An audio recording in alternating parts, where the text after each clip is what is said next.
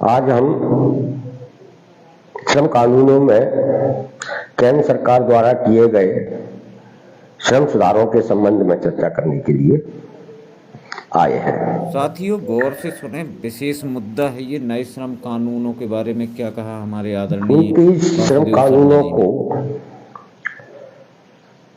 4 संहिताओं में समायोजित कर केंद्र सरकार ने मालिकों के हाथ में, ठेकेदारों के हाथ में और सरकार ने खुद अपने हाथ में एक ऐसा हथियार ले लिया है जो आने वाले दिनों में मेहनत कशों से उस इंसान कहलाने का अधिकार भी छीन लेंगे। तमाम तरह की अनिश्चितताओं से करोड़ों करोड़ मेहनतकश कामगार वर्ग गुजरेगा। वह जो जीवन में निश्चिंतता का थोड़ा बहुत जो सपना देख रहा था, वह सपना भी इन श्रम संहिताओं ने खत्म कर दिया है, तोड़ दिया है। साथियों, गौर से सुने, बहुत हम विशेष एक मुद्दा ऐसे है ये। युग की तरफ वापस जा रहे हैं जिस युग में श्रमिकों के पास कोई अधिकार नहीं हुआ करता था, सिर्फ काम करने के अलावा। ताकतवर लोग उसको पकड़ते थे, बुलाते थे और उनसे मनचाहा काम कराते थे बगैर कुछ मेहनताना दिए हुए। ये श्रम संहिताएं मध्य प्रदेश सहित भारत के करोड़ों करोड़ मेहनतकशों को उसी युग में ले जाने वाली संहिताएं हैं। इसलिए हमने 5 दिन पहले जब इनका ऐलान हुआ था, उसी वक्त हमने इनका विरोध शुरू किया और इसके खिलाफ बोलना शुरू किया। आज सरकार समझते ट्रेड यूनियनों को छोड़कर ज्यादातर ट्रेड यूनियन, ज्यादातर श्रमिक कार्यकर्ता इन संहिताओं के खिलाफ बोल रहे हैं, लिख रहे हैं और इन विरोध स्वरूप कार्रवाइयां भी शुरू हो चुकी हैं। हम सब लोग भी अपने संगठन की तरफ से इन श्रम संहिताओं का विरोध करते हैं और आने वाले दिनों में हम भी इसके विरोध में कार्रवाइयां करेंगे। 26 तारीख को जो ट्रेड यूनियनों द्वारा विरोध कार्रवाई पूरे देश में की जा रही है, उसको भी हमने समर्थन किया है। तो साथियों,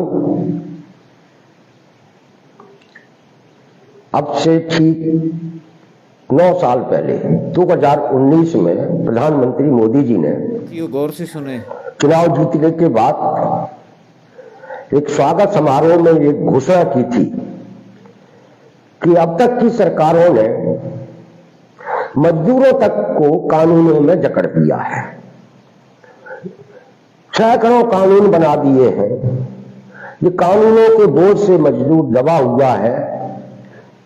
हम उस मजदूर को उस कानूनों के बोझ से मुक्त करेंगे और उसी समय उन्होंने इनको खत्म करने और श्रम संहिताएं बनाने का ऐलान किया था 2019 में। और इस दौरान उन्होंने श्रम संहिता बनाने की दिशा में चोरी छिपे गुपचुप तरीके से संसद में भी चर्चा करके और संहिताएं बना ली थी। लेकिन आप देख रहे होंगे कि पिछले कई सालों से इसके बारे में कोई चर्चा नहीं हो रही थी।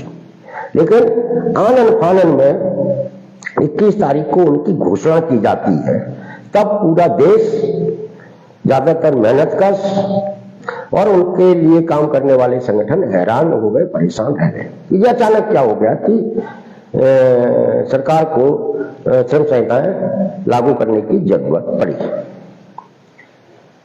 हम भी हैरान थे, हमारे साथ काम करने वाले संगठन के पदाधिकारी सब हैरान थे कि ये अचानक क्या हुआ। बहुत ऐसा सारे संगठन इस बात को लेकर बहुत परेशान हैं। श्रम संहिता लागू करने की जल्दी पड़ी है उनको।